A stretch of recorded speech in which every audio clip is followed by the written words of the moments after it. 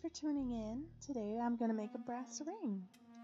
The first thing that I do before I start a project is that I clean up my desk. I hate having all the clutter around me.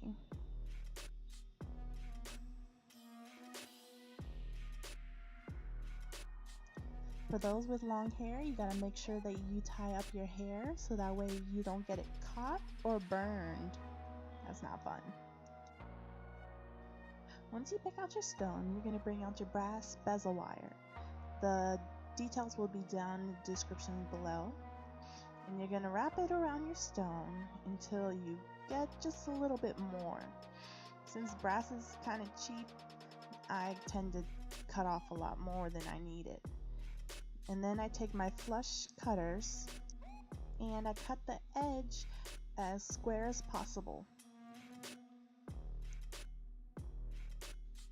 Then I fit it around the stone again, and I try to get as close as possible to where they would meet. Then I take my Sharpie marker and I make a mark of where I'm going to use my flush cutters. Next, I try to make the ends as flat as possible and try to bring them in to match. You want them to line up as much as possible so that way the solder can bind them together. Otherwise, if there's a gap, it won't be able to. This is my handy flux in a jar, and this is a very important mask that you must wear when doing these. Here's my easy solder in a little tiny container, and here's my needle nose tweezers.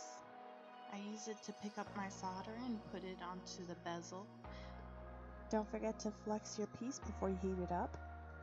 And when you're done, you take your copper tweezers and quench it in the water. Then you put it inside of your pickle pot. Ignore the sterling name I wrote on that pickle pot. So here it is after the pickle. Now I'm going to try to put it on and see how my fit is.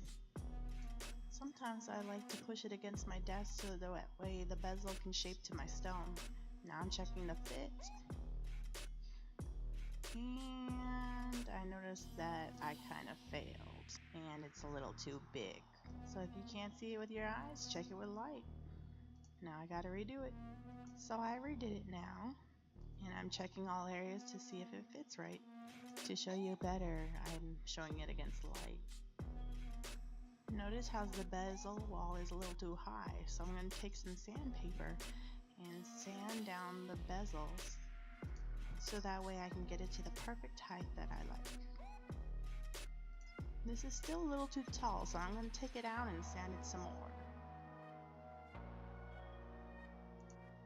Perfect. Once I'm done, I'm going to put it down on a brass plate and trace the outline of it with my Sharpie. You always want to make sure that you don't have any excess metal, otherwise it's going to be too hard to heat up or it's going to mess up. Now I'm cutting it in fast mode. Now time to take your boric acid and denatured alcohol and rub it on your piece and set it on fire. This will help prevent fire scale and damage from overheating. Now take your charcoal blocks and put them just like so. Don't forget to flex your bezel, or you can use a special mix with it. Now I'm putting my easy solder on there. I tend to use the wire and I tuck it into the corner so that way it doesn't melt everywhere. You want to make sure that you're heating your piece up evenly whenever you start, and then bring it to a hot red temperature. When you're done, then you put it into your pickle, and then you would put it into your hydrogen peroxide and white vinegar mix. This mixture will eat away at the copper that tends to form on the surface whenever you heat brass up. So this isn't perfect, but by the time you are done, it will look amazing. Now time to check the fit of the stone. People tend to use like floss in between, but I like to just stick it in, and when I'm done, I take my pick and hit the back of it with the wooden part, and the force tends to knock it out. You want to have something soft underneath, unlike me, to prevent it from scratching. Now I gotta saw away at the excess metal. Unfortunately, for the next part of filing it and shaping the edge of it, I must have not hit the record button, so it didn't get that part. But you'll take a bastard file and file the ends of it to make it nice and clean.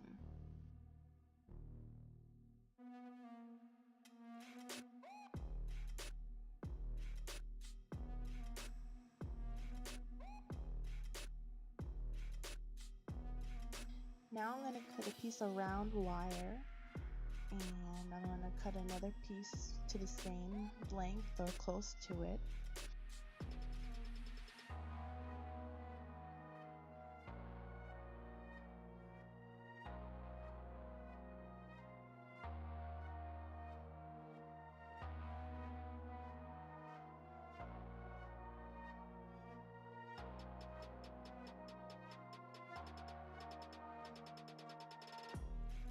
Now I'm going to take my flat nose pliers and I'm going to take the middle of the wire and bend both of them in the same direction. Then I'm going to take some 220 sand grit paper and rub the ends so that way they're clean, so that way I can solder them together. Never forget to flux your piece in between so that way the solder can flow and to prevent fire scale.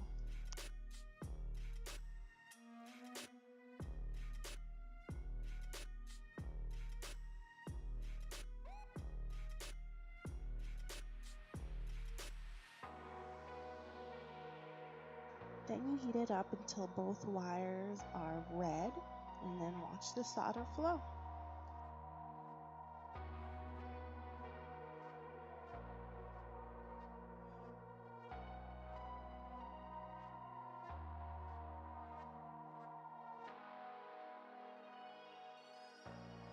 I had to round it out before I put in the pickle because I have a little tiny pickle pot and it wouldn't be able to fit and get everything unless I bent it.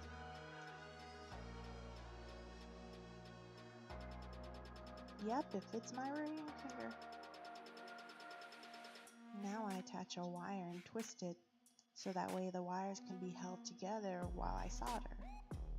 And you gotta make sure that they're touching. Now just doing a little cleanup around the sides and checking to see if it'll fit.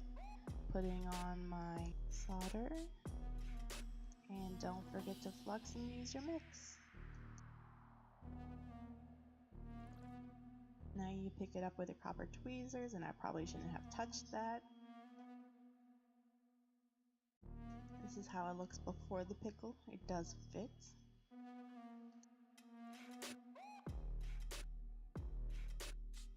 Cleaning up some of the sharp ends with a needle file and making it round. Normally you'll place the ring mandrel against something hard, but I put it like that because people were sleeping and I was doing it at night. It's round and it's attached. Now to sand it, I start at 600 grit and work my way to 2000. Notice that I'm wearing my mask so that way I don't inhale the dust. Once I'm done with the manual sanding, I am going to take it to my Fordham lathe and I used triply, and then after that one I used white on the other buffing wheel. You want to make sure to be working in a very well ventilated area. Now time to push in the stone.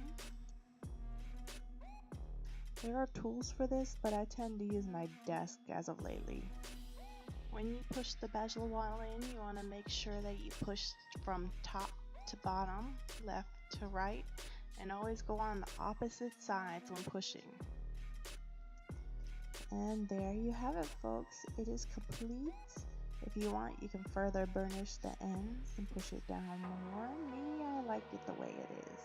Unfortunately, I didn't have any mini wheels for my Dremel polisher, so I wasn't able to get the insides very well. But I'll leave that for another video. Check out my new shiny bling bling.